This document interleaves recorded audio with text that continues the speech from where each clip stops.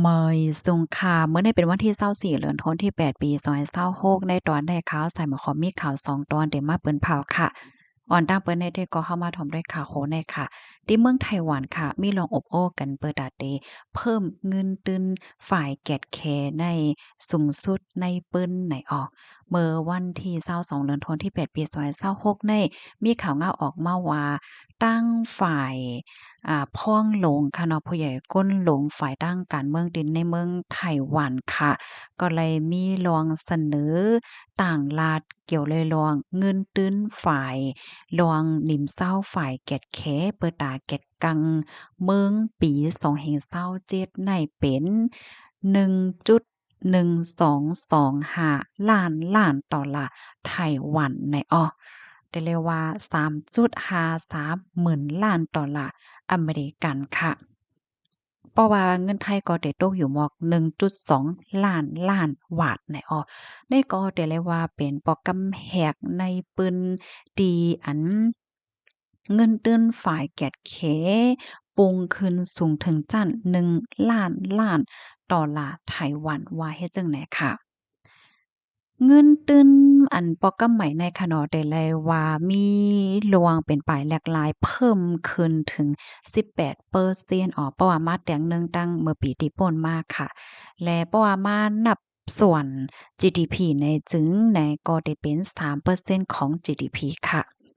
อยู่ดีจอมจึงไต้หวันค่ะเนาะก็ลาดว่าลงทุนในการแก็ดกังโตเจ้าเก่าในเป็นการลงทุนเปิดตางำเหย็น ปยก็ตั้งเป้าหมายลวงเตตื้อควักเงินเดือนฝ่ายแกดแคให้ถึง5%ของ GDP ภายในปี2030ในอ้อกำในเฮามาด้วยค่ะเป้าหมายเนาะมีซำเดกำเทียมฝ่ายไหลพองคละเนาะเงินตื่นเจ้าไหนเนี่ยค่ะที่หนึ่งได้ก่อไหนฝ่ายโดรนค่ะยก็เครื่องกองกลางหลายๆเสี้ยนเฮ็ดจังได๋คะอ้อ อันนี้เขาในก็มงจู้ดีเดลองดีเดมีมาลองจัดหาและปกป้องโดรนปึดตึกโคมป้าถึงเคิงกองกลางหลายๆเสี้ยนค่ะเปิดตาหับมือปางตึกสังเจอหนังว่ามันบ่มีมาว่าสังว่าเจ้าไหนไหนออเพราะว่าเฮาขามาด้วยโดรนพองย่ำเหลียวในก็ไล่หันเปิ้นสงใจตื้อกันมาตั้งนำขนาดในปางตึกว่าสังว่าเจ้าไหนข้อที่2ซ้ำในเป็นโครงการฝ่ายเกียรติกังเมืองค่ะ อันนี้ก็เปิดตาสืบสานต่อโครงสร้างคือหล้ำนำดีอันเฮ็ดเอาฮั่งก้วยดีในไต้หวันปยกปกป้องเทคโนโลยีเปิดตาแฮ่กลางเพดังกลางหาวเฮ็ดจังได๋นะ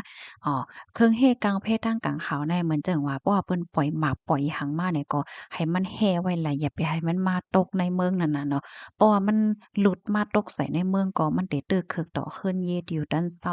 ป้าแจ๋มอาซักษาใจก้นเมืองแหละจังได๋ กำในที่3ซ้ำไหนเป็นลวงโดยถึงก้นซึกเอ็นแห้งก้นจังไหนคะอ๋อเงินตื้นอันอบโอ้กันในค่ะสั่งเจิ้นหนังว่าไลมาเย้าในจึงในเลือเสว่าปกป้องเคิงกองกลางมักมือจึ้นย่ำอันว่ามามือกะนานเย้าไหนเปิ้นไหนก็ได้โดยถึงป้าพ่อนปางพ่อนหลีฝ่ายตั้งการซึกในค่ะเนาะมันจึงว่าซึกที่อันหับการอยู่และซึกที่อันป้อการกว่าเย้านั่นในไหลเจิ้นในเนี่ยค่ะอ้อ มันได้มีขนมบางเมืองในเพราะว่าเขาหับท่ามการศึกในเขาได้เลยรับรองด้วยล้อมอันลูกมาตีลงบองจึงในเตอหลีเตอเข้มจังในนั้นคันน่ะอายุใหญ่ยาวเพราะการซื้อยอก็มีเงินปันเทียงมีเงินเหลินปันเทียงว่าเจ้านายเฮ็ดไหนออกเนี่ยค่ะลองตั้งเยื่องอ่านเป้าหมายเปิ้นได้ก็มีจังหนังไหนเนี่ยค่ะก้อยกะว่าเงินตื้นอันใดจ่องมันได้ผ่านได้ก็โลดได้สึกไปโดยเที่ยงเฮ็ดจังได๋คะนะย้อนก็เพราะว่าลองเพิ่ม เงินตื้นอันไหนมันมีมาในอันแต่เลยว่าจั่งอะเฮียงแลไต้หวันในเตอมีลองเพิ่มเงินตื้นหรือมาหลาไหนมันก็เป็นย้อนก็เปิ้ว่าตั้งปอดตอนคนไต้หวันในตั้งฝ่ายตับซึกแขกเขาในก็ใกล้ๆมาตรงหนึ่งเนาะมันจึงว่าตรงหนึ่งอันนั้นว่าอันใดว่าสังว่าเจิ้นได้เฮ็ดไหนคะฝ่ายหนึ่งก็เลยรับรองมีพี่ตีอเมริกันน่ะค่ะตั้งฝ่ายอเมริกันก็ให้ไต้หวันในอ่ให้เตอมีลองเปิงอิงโดยเจ้าเก่าฝ่ายทางการซึกในเตอมาเฮ็ดจังไหนซึ่งหนังว่ากว่าเมื่อไกลค่ะเนาะก็มีรองเข็งต้าเหมือนกันลงปองจึงไต้หวันในค่ะ ก็มันจะเรียกว่าเป็นฝ่ายจอมจึงมือเหลียวในก้วยนี่นั่นขนาดเนาะที่ในสภานั่นเนี่ยก็มีไว้ป้าอันโพสต์แดนอันลูกมาตีฝ่ายปาร์ตีเที่ยงอันหนึ่งเป็นเรียกว่าเป็นฝ่ายค้านเฮ็ดจังได๋นั้นน่ะเนาะปาร์ตีฝ่ายค้านซ้ำไหนเขาได้ก่อซ้ำอำป้อไข่หันหลีค่ะเนาะมื้ออ่อนนั้นในเนี่ยเขาก็ยามมีหลวงลดหย่อมหลวงเงินตื้นฝ่ายด้านการศึกมายาวเฮ็ดจังได๋สายงานเงาไล่ติดสึกเป็นเฮือในเฮาค่ะก็ไปด้วยก่อเที่ยงค่ะข้อมูลตอนในคาลิปปิมาที่ห้องการข่าว The Straits Times ต่างไว้เนี่ยค่ะลูกดีข่าวง่าโหในเสแลกำในเฮาค่ะมาถ่อมด้วยข่าวเที่ยงตอนหนึ่งอันนี้ก็เป็นกว่าดีไต้หวันเหมือนกันนะคะเลยเกิดขึ้นเปิงเป็นร่องพงแตกดินในเว้งไทยนานเมืองไต้หวันเมื่อข้าวยามกลางในเจ้า1โมงวันที่22เดือนธันวาคม8ปี2026ว่าหลังเสมีลวงเอาปอดเล็กล่อกันดั้งแมกนีเซียมและดั้งอลูมิเนียมคมป้าถึงโคกของใจตื้อฝ่ายตั้งเคมีและเจ้าไหนไหนมาเก็บไว้ค่ะถึงที่เฮ็ดให้มีคนและหับรองตั้งเจ็บในถึง15ก่อจังไหนค่ะเฮียงหมากแลไฟลุกไหม้ในขาตึกคึกเคินเยกวนหวันกวนเมืองหมอก40หลังค่ะเคินบอก11หลังในได้ก่อและหับพรตุ่มยอนกำสือพักโดโฮเลี้ยงอันไรเตอร์เคิก57หลังค่ะนะนอกเหลือเซนั่นเย้าในก้าก้นวันก้นเมืองเทียง13ลำค่ะ กาแขไฟแทง11ลำและหับพรตุ่มยวนตั้งฝ่ายเจ้าหน้าที่เขาในก็ไล่เขาแขลองเปิงเป็นในสีเนี่ยค่ะ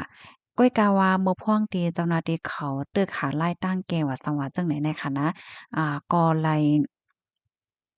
เกิดขึ้นเปิงเป็นร่องพงแตกแทงหลายกำเฮ็ดจังได๋ค่ะเสียงในสำพ้นหลังนั้นหลงไหวเฮ็ดจังแนวเนาะตั้งฝ่ายภูมิพลพรเขากดท่าเถียวก็โฮบโทบหันจึงหนังตีว่ามาเมื่อไกลนั่นค่ะเนาะว่าได้เป็นพ้องแมกนีเซียมอลูมิเนียมและน้ำมันที่อันใจเหย้าเฮ็ดจังเนี้ยค่ะก็มาเก็บไว้ในปื้นที่ดินนั้นเฮ็ดจังได๋ตั้งฝ่ายภูมิพลพรเขาฮอบทบหันว่าตีหลินปกติกาตีไหนๆค่ะถุงยาคอมพานีอันเคิงจากเขาเจ้าเนี่ยเขามาคาดไว้จังไหนนั้นค่ะน่ะ กำแน่อันเป็นก้นหับบนพรคอมมานีอันในซ้ำไหนตั้งฝ่ายภูมิพลพรเขาในเปิ้นก็ออกเสียนหมายตัดเตติ่งยอบเหยาะในตั้งพิษที่ว่าเหรียญเปิ้นเฮ็ดจังเนี่ยก้อยกะว่าก้นในก็ไล่ออกนอกไต้หวันกว่าเหยาจะเมื่อวันที่30เดือนธันวาคมนั่นเหยาก็ติดต่อกับสืบกไลจังไหนนั่นน่ะเนาะ เมื่อเหลียวในก้นที่อัญญาเพในก็เดือหือกลมหัวในเนี่ยค่ะเนาะแต่ติดต่อกับสืบหาก้นก้อนในเปิดตาย้อนกาหย่อแดนเฮ็ดจังไหนตั้งฝ่ายผลิตเขาครบทบหันว่าคอมพานีในจื่อของผู้จ่ายก้อนในมีอยู่3ตีค่ะก้วยกาวาอันตึกเฮ็ดสร้างนาการอยู่ในแดตึกปั่นการอยู่ในแดกอเกิด1ตีก้วยกันไหนกำในภูมิพลพรเขาในเปิ้นก็กว่าจู้คอมพานีอันนั้นค่ะ เพราะว่ากว่าจู้เนี่ยก็ฮบทบหันว่าตีนั้นนั่นเป็นร้านเสริมสวยร้านเฮ็ดหางค่ะเนาะแก๊สขนโฮว่าซังว่าเฮ็ดจังไหนนั่นน่ะเนาะกำแน่เจ้าแสงร้านนั้นก็ยืนยันว่าถ้าพวกเขาเนี่ยก็เป็นก้นมาคาเถก็เปิดร้านเฮ็ดจังนั้นก้อยเนี่ยตั้งฝ่ายเจ้าหน้าที่เขาก็มีลองทางเถิมมันขนาดเนาะว่าคอมพานีอันในมันเป็นอันตุอันปลอมมันห้าเฮ็ดให้นั่นน่ะนะซึ่งหือก็เปิ้นก็เตลองถามลองตั้งลายโหย่อยยำมันสืบกว่าว่าไหนค่ะ ข้อมูลตัวในก็คาลิปปิมาที่ห้องการข่าววอลฟอรัมต่างไว้เนี่ยค่ะเพราะว่าเฮาคาถ่อมข่าวเงาโหในเฮาคาซ้ำไรตอนสอนจึงหือเนี่ยค่ะเนาะขย้อนฝากถึงอันเป็นโปลิงเมลิงเฮาเขาค่ะเนาะเพราะว่าเตปันเปิดคาทองคาเทิร์นคาถังเฮ็ดจังไหนก็หาไรด้วยป้าค่ะเนาะอันที่เปิ้นมาคาทองคาเทิร์นอยู่นั่นเปิ้นมาอยู่โยโย่ห้าอำนั้นก็เปิ้นหลอมเฮ็ดสังสีเมียวๆห้าอำนั้นก็เปิ้นมีไว้อีหังพองว่าสังว่าเฮ็ดจังไหนเนี่ยค่ะนะ เพราะว่ายาก้นที่อันมักคาเที่ยวก็เฮ็ดจ้องเปิงหาสังหารสังถูกโก